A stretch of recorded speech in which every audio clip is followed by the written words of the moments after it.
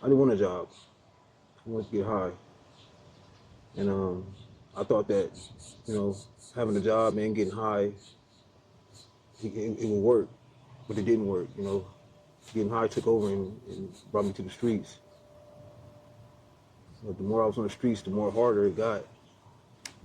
But the more addicted I got, the more I kept staying on the streets. I thought I could. Go ahead. Let us know what it is. My name is Dom.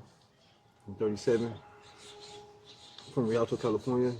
I've been in Vegas for like 7 years. Since I've been in Vegas, I've been homeless for like going on 6, 7 years. Just on and off, really on and off the streets. When's the last time you had a regular job, like sustaining? 2017. I really wanted to, I didn't want a job. I wanted to get high. And I thought that, having a job and getting high, it would work, but it didn't work. Getting high took over and brought me to the streets. The more I was on the streets, the more harder it got.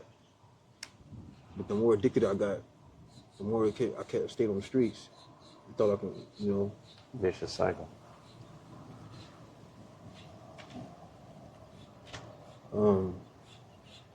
You don't got no family? All your family's in California? Now I got family out here. I got my mom out here.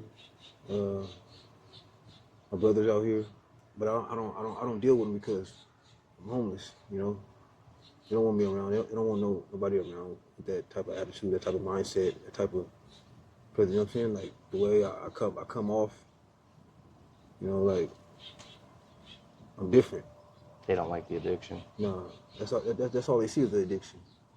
They can deal with me, but they don't want to deal with me. Right. I can dig it. I understand, but this is what I want to do. I don't want to be homeless, but this is what it is. Nobody's walking around with a free $100,000 in a backpack.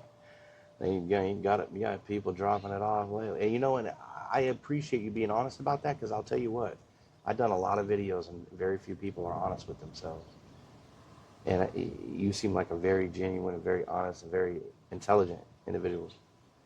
And I appreciate that.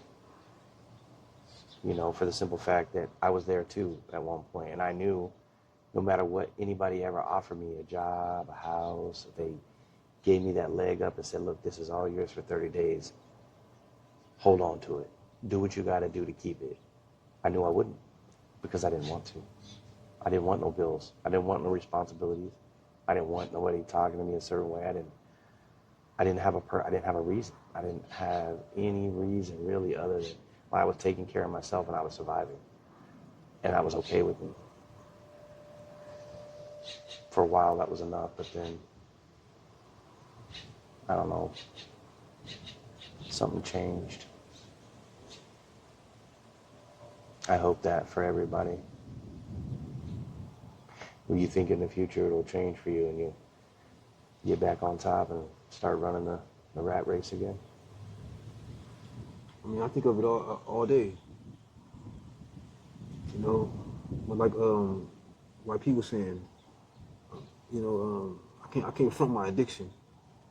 Once I get into these places, or the rat race, or this business, or some money going, my addiction is like the first thing I want to take care of. And it's like it can't be that way. When you get comfortable, right? Or when I get back, like I can't front my being sober neither. Like I want to get sober, yeah, I do, but it's kind of hard. It may sound like it may sound weak, but it's like you don't know what it's like until you're addicted. Right. So it's like I do want to get clean and get off the streets, get off the drugs, or whatever you want to call it.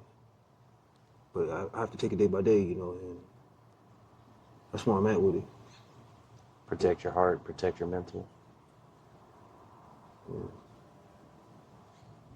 What's a day look like? Where do you guys camp? You guys sleep down these washes over here? What do you guys? I mean, You guys camp wherever you can, or different places, or wherever you. we camp where everybody where everybody else is at. Like if I see you camping over here, I might camp over there too because It's a tight knit community, almost. yeah, like we stick together. You know, like you're not camping out in the middle of the street. You know, Right. You know, but it's not appropriate. Is it safe? I mean, how? It's not. Because back in the day, I really didn't have to worry about it being unsafe. I just had to worry about the cops and the business owners, or residential people calling the cops. It's the same. People, we're respectful. We're just not camping and having fun and just doing what we want to do. You know, that's why we camp out. That's why we camp out in the tunnels because the people don't want us. They don't want no homeless people putting up covers and all this extra stuff. You know what I'm saying? People be out here arguing, fighting and stuff, high and drunk. You know what I'm saying? So we camp out where nobody can see us, off the grid. You know? Yeah. Like out of the public view. Yeah, but they still come down there and mess with us because these people are their businesses and stuff like that. Sure. Yeah, I know when I was homeless, I didn't have that problem worrying about getting tickets. $250 tickets. They hand out $250 tickets now. Mm-hmm. That is craziness. And the second time, if you don't handle your ticket or go to court and get it dropped down to 25, then it's automatic. They put you in jail. Mm-hmm. It's 6 weeks in jail, automatic.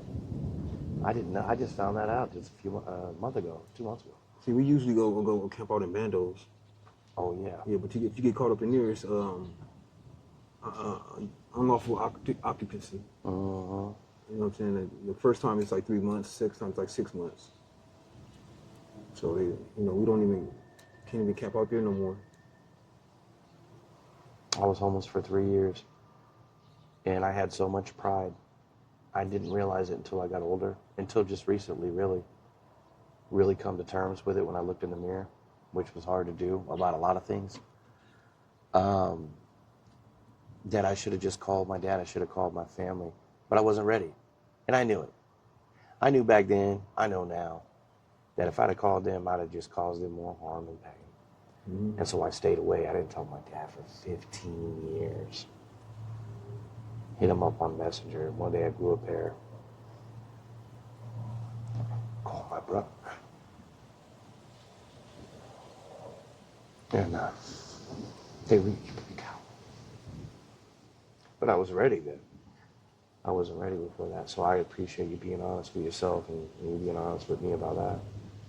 Because that's a big hard one. That's a hard one. That's the hardest one, I think. So let me ask you this. If somebody was to be able to facilitate, do you have ID? No, I don't have ID. If somebody was to be able to facilitate, where are you born at?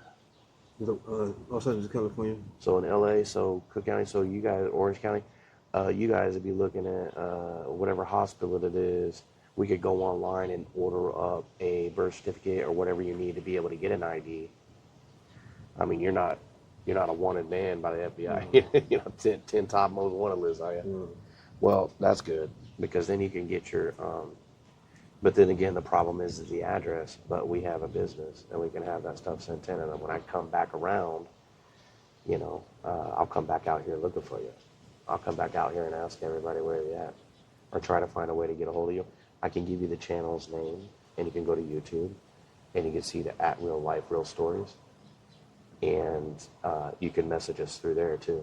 Mm-hmm. And I'll come back out here and give you your birth certificate. I mean, if you wanted to find a way, or if you felt like you ever wanted to do that, you always can.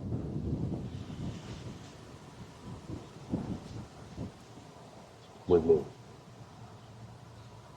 I give my word on that. I would do that if you're ever ready. And then we can see about maybe getting you into the call center, getting you a job, something. Because once you got your ID, the world's yours. You got to have an ID to pretty much do anything. Mm-hmm. If you don't have ID, I think in Nevada, if you don't have an ID, it's a ticket, isn't it?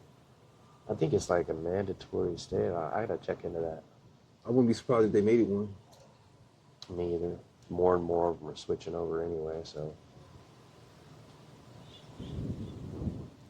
So, I mean, Where do you see yourself in 6 months? You still gonna keep doing this until maybe one day you wake up and you're just like, all right, I'm ready. Because I know you have it in you. I know you can do it, and so do you. Yeah, I know. Yeah, I know I can do it. I just, I'm just, you know, it's like you know how you been. It's just used to just doing what you want to do. yeah. You know, That like freedom yeah. is priceless. It really kind of is sometimes. Yeah, and until it, you know what I'm saying, you don't have shit. Until it's so rock bottom, you Right, just until people steal all your shit, or you out here fighting for your life, you know, like, yeah. you know, it takes a toll, you know. So within 6 months, like you kind of need somebody, you know what I'm saying, like you, somebody that'll tell you, like, I can do this for you. You need somebody to come out here and be like, look, I'm going to do this for you. You know, I just need you to do this, because a lot of us are just walking around like, a lot of us have got a lot of potential, but like, you know, it's backed up. Yeah. Yeah, it's bad. Like I say, I was looking at the statistics. You might not even know this, but they just released them. The budget for homelessness in Las Vegas was $118 million in 2024 to 2025. From 2025 to 2026, they doubled it to $214 million, and homelessness went up 12% across the board. How does that happen?